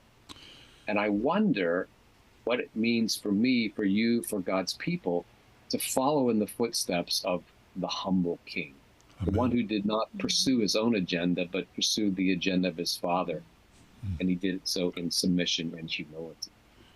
So this week, Terry, of course, it's Holy Week. As a Catholic schoolboy, this was, just part of my, every year, Holy Week was a really big deal. I mean, every Friday afternoon, the entire school that I went to would walk from the school to the church. And on Friday afternoon, we were, especially, I would say like first grade, second grade, third grade. I had no attention span whatsoever. And we went through the Stations of the Cross. To me, they seemed endless. I could not believe we were, at this third station, Jesus falls for the first time. And I thought, oh, this will never end. But, as I got older, 7th grade, 8th grade, 9th grade, I really started to absorb this story. And so as an adult, that, those stations inform me. And I think what happens from Palm Sunday to Good Friday, for the most part, we're not in church. We may go to a Wednesday service or a Good Friday service, maybe a Maundy, Thursday service, but it's up to us in some ways to walk along with Jesus during this particular Holy Week, yeah? It really is. And we have so many opportunities to do that. One of the things I encourage people is to read through the gospel accounts of what happens between Palm Sunday and Good Friday. Like, there's tons of gospel material. The answer is a lot. A lot. Yeah. I mean, particularly like John's gospel, Palm Sunday is John 12. Like, there's like 40% of the gospel that takes place in a span of just a couple of days. That's You've cool. got 11 chapters that covers the first 3 years, and then the rest of the gospel of John covers, a week. So spending time in Scripture, spending time in prayer, gathering when we can with God's people, recognizing that God is with us. And one of the things that we're actually going to do in our Maundy, Thursday gathering we're going to spend some time in lament, remembering that our God is a God who's with us in the pain and the brokenness and the hard things of life. I had a conversation with somebody in my congregation just an hour or so ago who's in a very difficult place in her life. She's experiencing tremendous pain in her body, and no one can seem to find answers. What's wrong with her? And I said, I don't know what's wrong with you, but I do know this one thing. Jesus knows the pain and the suffering and the sorrow you are experiencing in your body. And Holy Week, when we step into Jesus going all the way to the cross, is a reminder that Jesus is with us. He can fully identify with everything we experience in life. And I think sometimes we think Jesus is only with us in the good and the positive, but Jesus knows the way of suffering. And so in a world that's filled with pain, whether it's an individual, whether it's a city like Nashville that's going through tremendous grief and sorrow, a country like Ukraine, and everything in between, this is a week to be reminded God is present with us in the midst of our own pain and our own brokenness. Amen. Terry Timm is with us from Christ Community Church of the South Hills. Terry, we need to step away for a minute. Can you stick around for maybe 5 minutes or more? Yeah, I'd be glad to. Well, good. Stick around. Terry Timm's with us. We're talking about Palm Sunday forward into Holy Week. Stay with us.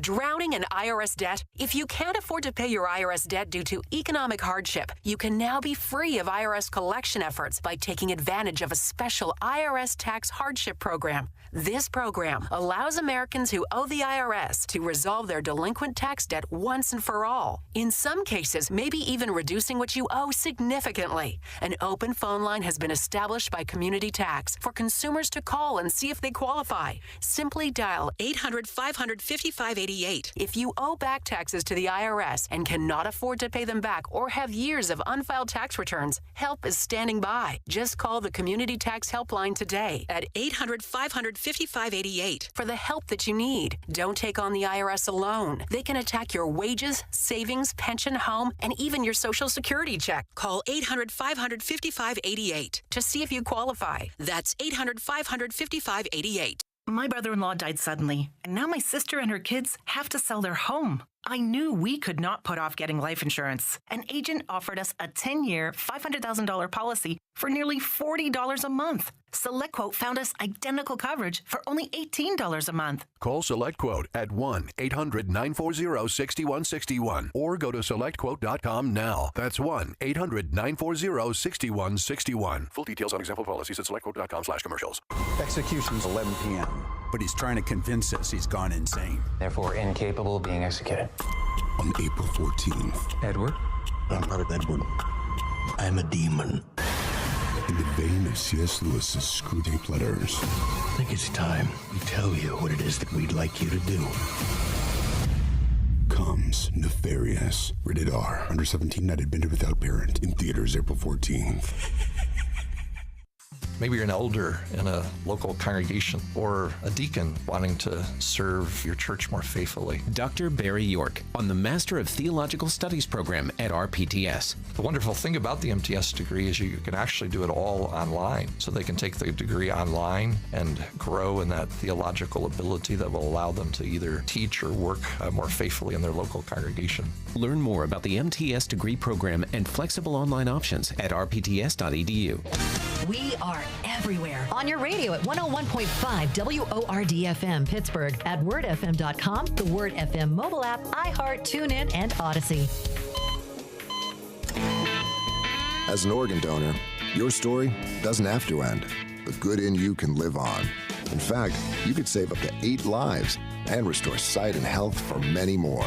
Sign up right now online as an organ, eye, and tissue donor. You'll be happy you did. And just maybe, someone else will be happy too. Go to organdonor.gov. It saves lives. U.S. Department of Health and Human Services, Health Resources and Services Administration.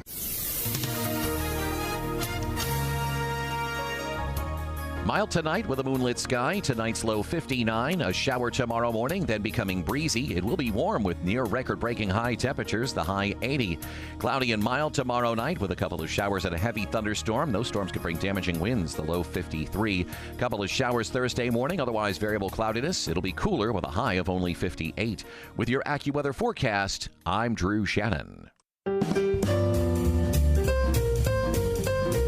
Terry Timm is with us, Christ Community Church of the South Hills. We've been talking about Palm Sunday forward. But, Terry, I guess it raises the question about our own families and Easter traditions. Did you do anything as a family, like Easter baskets or something like that? We always, as a kid growing up, Mom would hide the Easter baskets. Really? Okay. You got to hide them, right? We hid them. No, I know, yeah. She didn't, Kathy, no. I didn't get Easter baskets. You never got an Easter basket? I mean, maybe one time, but I don't. Why? I don't know. Oh, that's rough. Yeah, that is rough. And I got to say, I got to give a shout out to my mother, because today, she's the woman who would hide the Easter baskets. Yeah. Today is her 85th birthday. Oh, my gosh. What's your mom's name? Marvel. Her name is Marvel. What? She is a Marvel. Isn't that? She is a marvel. Wait a second. She's a marvel. What kind of a name is Marvel? I have no idea. Where does that come from? That is wonderful. That is like an apt description of this woman who raised Terry Timm. Nice. Yeah, she's awesome. Yeah. Oh, happy birthday, Marvel. 85. Fabulous. 85, and she's going strong. We're going to go out for dinner and celebrate. But yeah, we had Easter. I'll tell you what, one thing that as a teenager, I don't know if it was a tradition, but I found myself, I'm a drummer by trade, and I always had to play sunrise services for Easter. And one of the things that when I became a pastor, I made sure that our church never had a sunrise service, because I can't stand those things. I do not want to get up early and celebrate the resurrection. Oh, yeah. 10 o'clock is just fine for me. It works really, really well. I did a sunrise service last year on the beach with my sister and brother-in-law. And we were like, oh, this is going to be wonderful. Literally, it was about 24 degrees. The wind was about 140 miles an hour. We couldn't wait to get off the beach. I'm like, where's the sun? You had no idea where the sun was. It was a cloudy, stormy day. That's sad. Yeah. I'd be game for a sunset service. But the sunrise services, no, I just don't have any need. So yeah, we'll do worship. We'll do. We have some grandkids, so if it's nice out, my wife likes to do egg hunts for the grandkids. Sure. And all over our backyard, so we'll do that. I don't know. Our church is real casual, so I wear jeans on most Sundays. I was thinking, maybe on Easter Sunday, I won't wear jeans. Like, I'll put on a pair of dress pants. Whoa.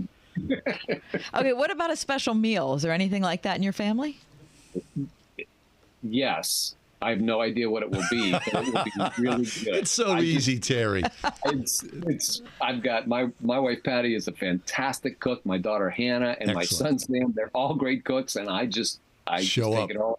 Hey. Yeah, it's beautiful. Everyone's got a role, right? That's terrific. Food? That's good. Do you have special food?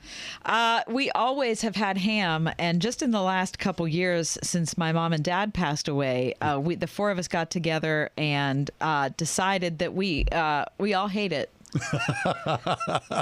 the Easter ham. Yeah, I mean, we just did it, from my mom and dad, and it's just what you do. And then finally, we had to reevaluate our traditions, and we were like, you know what? We miss Nanny and Pap so much, but I don't think having ham on Easter is going to really honor them. No, they don't care. We're having a shrimp scampi and kielbasa. That's very nice. Excellent. Well, I've never heard that combo before. Yeah, that's a good combo. Yeah, very nice. We're excited about it. That's fascinating, because everybody has to have the Easter ham, and I wonder how many people actually enjoy the Easter ham. That's a great question. Yeah, I like it for one meal. One meal. But the problem is you cook a ham and you have it for 30 meals. Yeah, then you have to freeze it. Who wants a frozen ham? Yeah, I just can't do it. Anyway, we want to wish you a really happy resurrection celebration, Terry. Yes, Terry. And Marvel, happy birthday, 85. We love you, Marvel. Excellent. Thanks so much, John. Thank you, Terry. You have a great Easter as well. Always a pleasure. Good to see you, Terry. Terry Timm, Christ Community Church of the South Hills. Coming up next, we're going live to New York. Greg Clugston with us. Donald Trump has been indicted today. We'll find out what the city looks like next. 101.5 WORD. Your home for real life radio with Jack Hibbs. See, you and I have swallowed the bill of goods that this is normal. We have a very busy life. We do this, that, and the other thing. And when it's convenient, we will put God into our life at our choosing. And I want you to know, biblical, true, God-saving, sinner-saving Christianity is not like that. It's God first. It's Christ first. Real Life Radio with Pastor Jack Hibbs. Weekday mornings at 11:30 on 101.5 Word FM. Finding great people to hire is like trying to find a needle in a haystack. It's pretty difficult, right? Well, ZipRecruiter has mastered finding a needle in a haystack, so they take it to the next level. They make hiring so simple that it's like finding a needle in a needle stack. And that's why you should try ZipRecruiter for free at ZipRecruiter.com/free. Here's what it's like to use ZipRecruiter. They have so many qualified candidates that it's easier to find the right ones for your roles. In fact, 4 out of 5 employers who post on ZipRecruiter get a quality candidate within the first day. That's a lot of needles. So how do they do it? ZipRecruiter's powerful technology sends you candidates who are a great match for your job, and you can even invite your top choices to apply. So if you want less hay and more needles, head to ZipRecruiter. And right now, you can try ZipRecruiter for free. That's right, free. At ZipRecruiter.com/free. That's ZipRecruiter.com/FREE. ZipRecruiter.com/free. ZipRecruiter, the smartest way to hire. Is your school a true partner in your child's education? They should be. Pittsburgh's Christian schools agree. If you're looking for a safe environment where kids can learn, challenge, and grow with highly qualified teachers who are not only caring but accessible, where academic excellence goes hand in hand with character development, consider Christian education. Right now, local Christian schools are offering half-price tuitions for first-time enrollees, like Portersville Christian School in Portersville, PA. Visit wordfm.com/tuitions. Today, the fastest growing religion is no religion at all. Do you think religion is good for the world? It only causes troubles and war. This is Kevin Sorbo. In the new movie, Irreligious Nation, my family and I traveled to Israel to explore our faith and how lack of religion is affecting our culture and society worldwide. If God exists, is he even relevant today? Is God obsolete? Watch Irreligious Nation at salemnow.com. salemnow.com. Trip to Europe. Visit all 30 Major League Baseball stadiums. Go skydiving. Okay, so you know what you want to do in retirement, but do you know how to get there?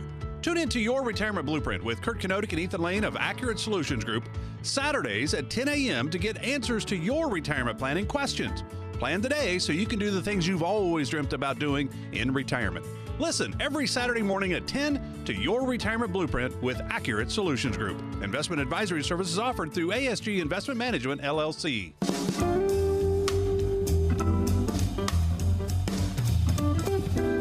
It is a historic day here in the United States of America. For the first time ever, a United States president has been indicted on criminal charges. Here to speak to us about that is Greg Clugston. Greg Clugston is the SRN News White House correspondent. He was in Manhattan, is in Manhattan today, and witnessed the proceedings. Greg, welcome back. Thank you, John. Good to be with you as some loud music is now blaring in the background here in Lower Manhattan. New York, Greg. There's always something going on. Yeah, you got it. All right, Greg. So 34 felony counts of falsifying business records. The indictment unsealed today. Tell us about the atmosphere in New York. Yeah, I'll start with the scene. I've been out here just a block or two away from the criminal courthouse in Lower Manhattan, and people were here early this morning. There were protesters who were in favor of Donald Trump. There were those who were detractors of Donald Trump. It was interesting. The police in the main park across the street from the entrance to the court building had divided the park into 2 sections using metal fencing barricades. So you essentially had pro-Trump people on one side, anti-Trump people on the other. Really? There was a lot of noise and accusations flying back and forth across the fence line, but largely things were relatively calm in the sense that there was no violence.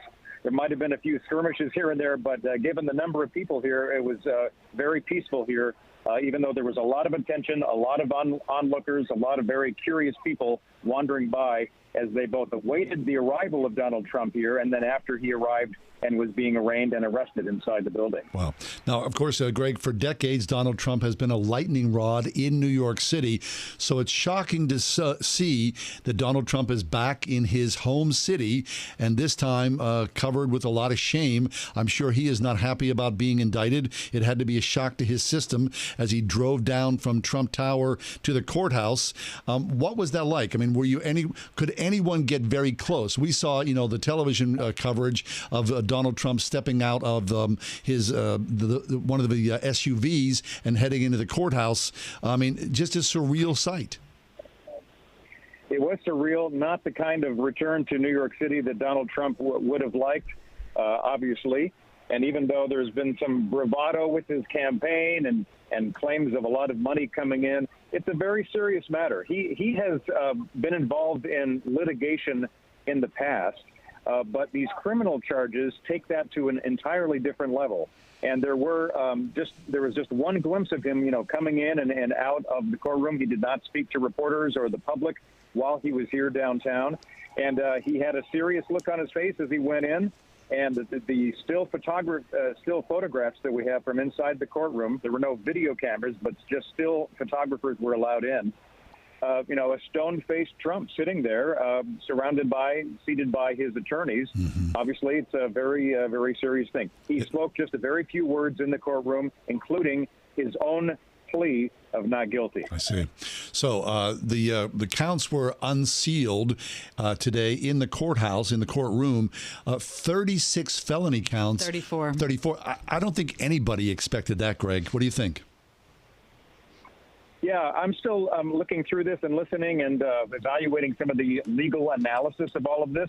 Some of the initial reactions, John and Kathy, seem to suggest that there wasn't a lot of surprises in this indictment. The number might have been higher than some were thinking, but the counts go to individual checks and actions and statements that were made by Trump and his associates, according to prosecutors, who were essentially saying that there was a scheme that was being developed to make these payoffs to 3 individuals, 2 women and 1 man, and it was an effort to suppress negative information that could have affected the 2016 presidential election.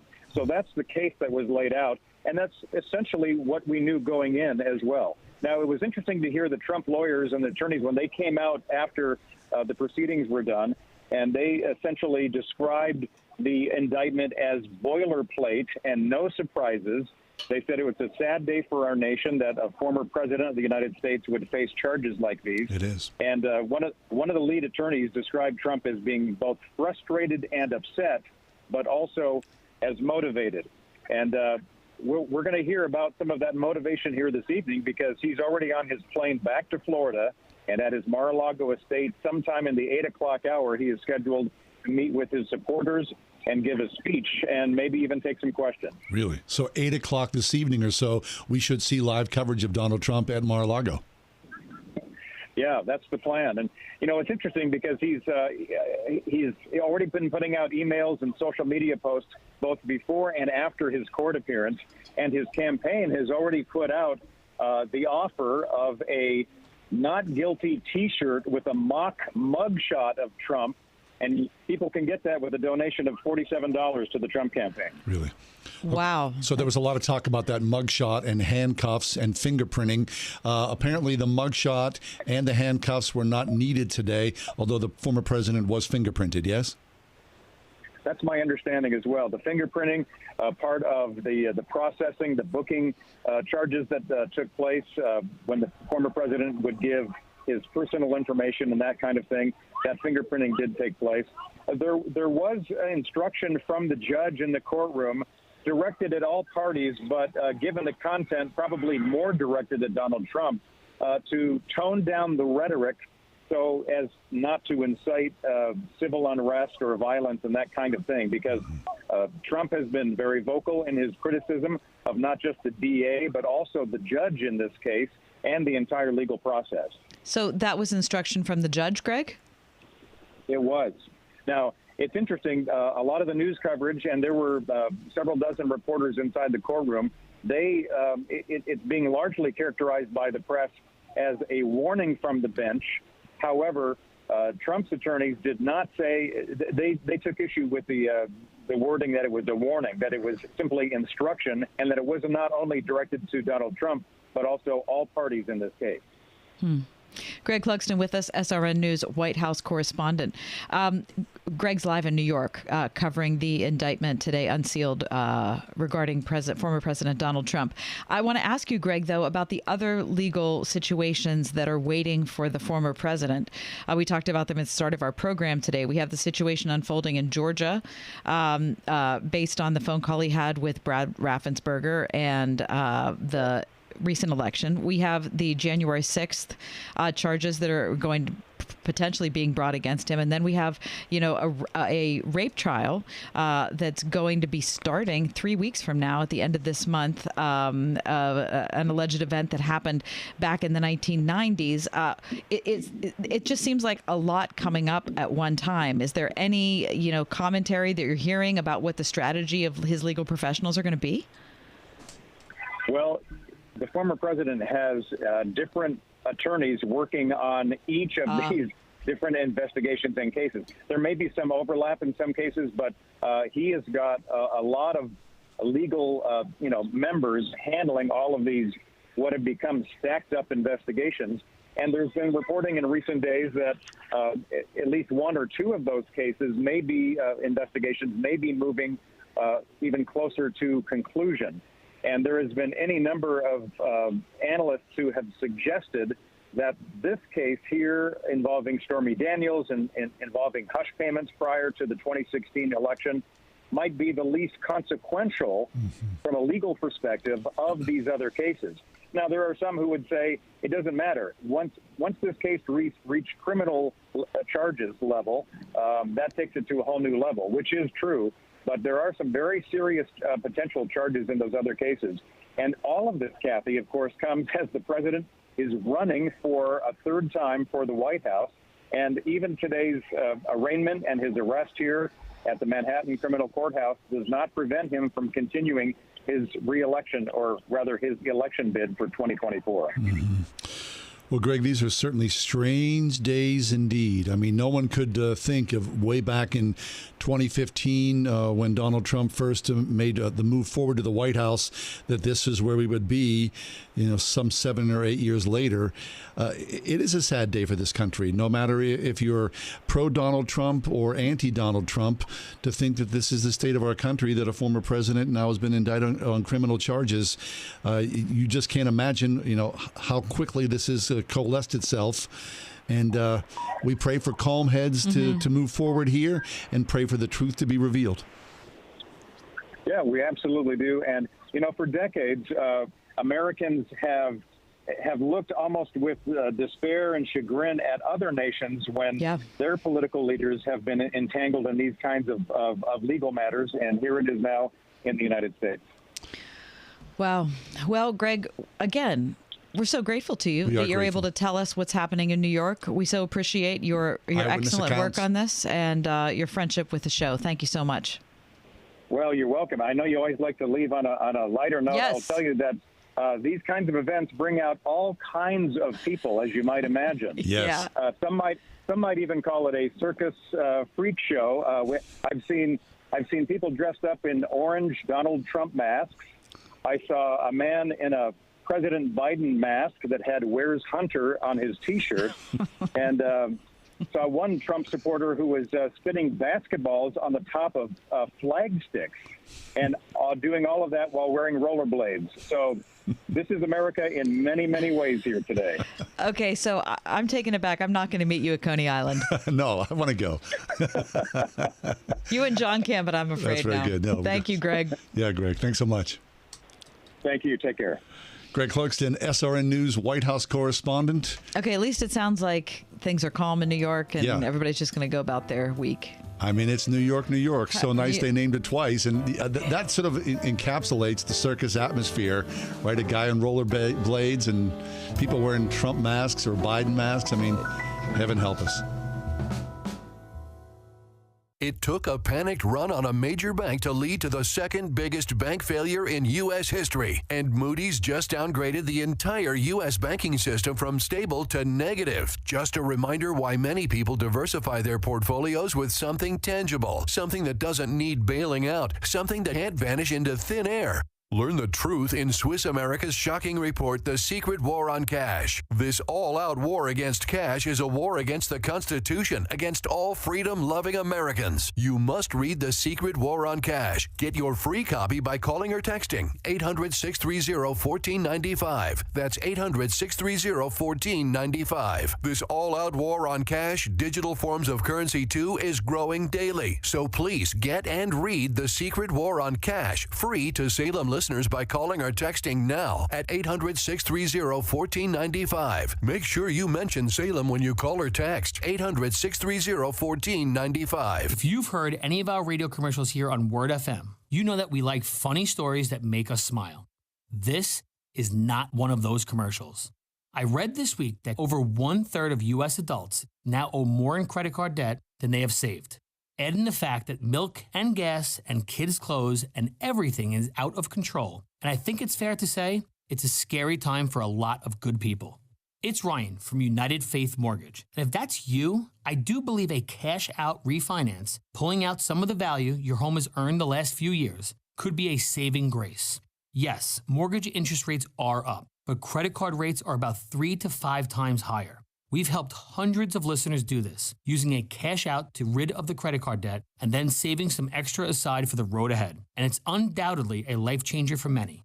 If you'd like to chat about your situation, we are United Faith Mortgage. United Mortgage Corp, Melville, New York. NMLS number 1330. Pennsylvania Department of Banking and Securities. Mortgage lender license 22672. We see them every day. People driving using their phones. There's a sneak peeker or the fast scroller who can quickly become the fender bender-er, the got a ticketer, or the driver who killed someone. Pay attention or pay the price. You drive, you text, you pay. Paid for by NHTSA. In business, everything your employees do impacts your brand, including what they wear. Cintas has high-performance workplace apparel for almost every job imaginable. From work shirts and pants, to polos and khakis, to Oxfords or t-shirts, these clothes move, breathe, and look great. Your team gets the styles they like, you convey the image you want. And Cintas service includes weekly laundry and delivery. To learn more, visit Cintas.com. Oh, I'm ready! And get ready for the workday. We see them every day. People driving, using their phones. There's the sneaker peeker or the fast scroller who can quickly become the fender benderer, the got a ticketer, or the driver who killed someone. Pay attention or pay the price. You drive, you text, you pay. Paid for by NHTSA.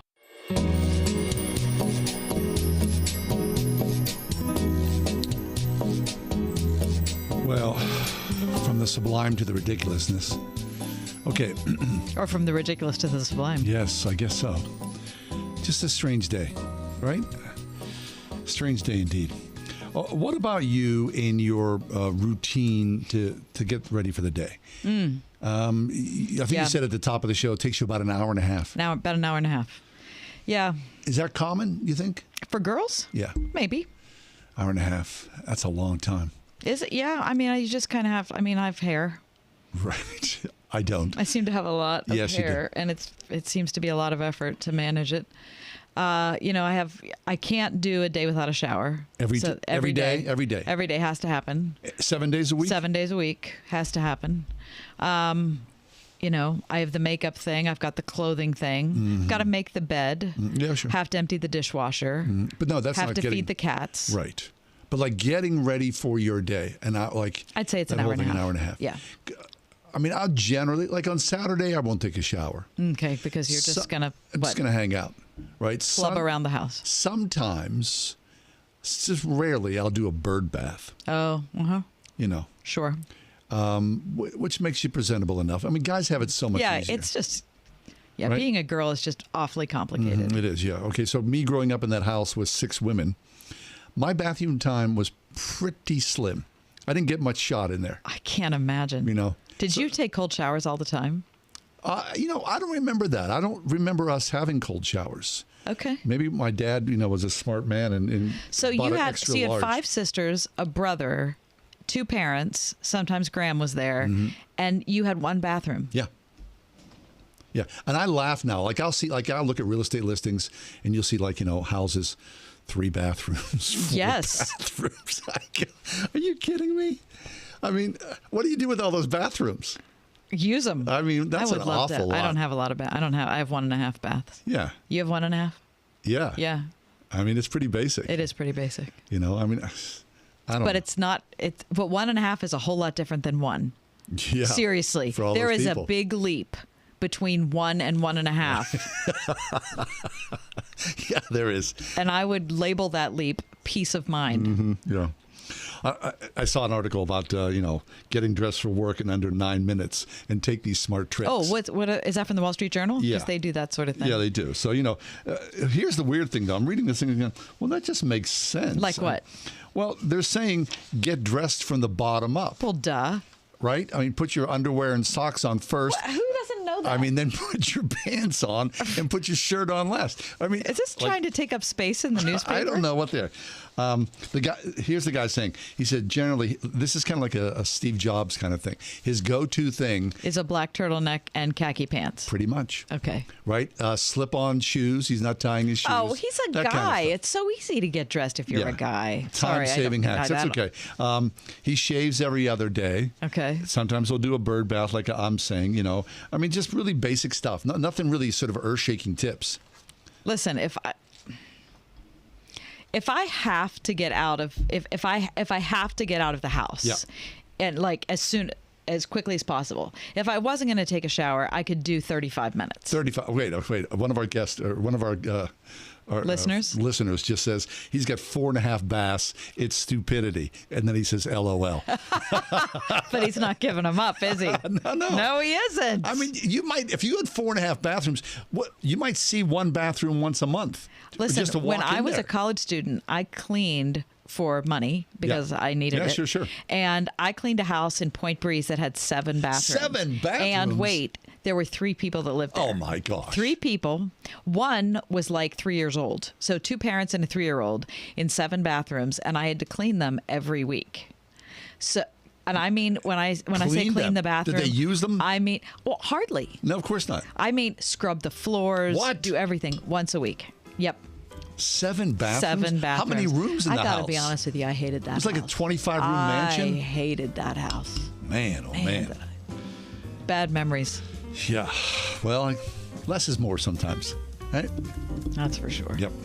Anyway, that is the sweep of our show. That's right. We've been all over the map We here sure today. have. Right? So thanks for being with us. The podcast is up and running. Happy International Carrot Day. Questions or complaints, you know where you can reach us. Kathy at We are here. wordfm.com. John Hall at wordfm.com. Have a great night, God willing. Go out and enjoy that sunshine and warm weather.